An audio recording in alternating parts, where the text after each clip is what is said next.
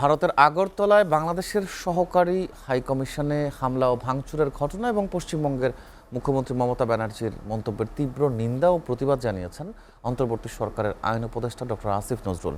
তিনি বলেন, এটা শেখ হাসিনার বাংলাদেশ নয়। রাতে নিজের ভেরিফাইড ফেসবুক অ্যাকাউন্ট থেকে দেয়া এক পোস্টে হামলার নিন্দা ও প্রতিবাদ জানান তিনি।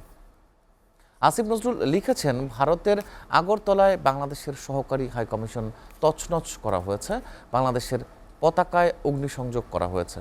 হিন্দু সংঘর্ষ সমিতি নামে একটি সংগঠনের সদস্যরা এই ন্যাক্কারজনক ঘটনা ঘটিয়েছে।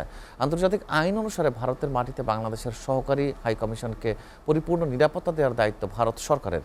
তারা এটি করতে ব্যর্থ হয়েছে।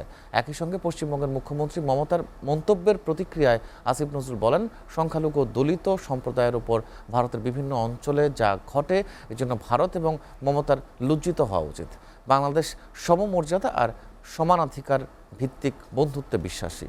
শেখ হাসিনার সরকার বিনা ভোটে ক্ষমতায় থাকার লোভে ভারত তোষণ নীতিতে বিশ্বাসী ছিল। তবে ভারতকে বুঝতে হবে, এটা শেখ হাসিনার বাংলাদেশ নয়। এই বাংলাদেশ স্বাধীন, সার্বভৌম ও আত্মমর্যাদাশীল। এই বাংলাদেশ নির্ভীক একটি তরুণ সম্প্রদায়ের।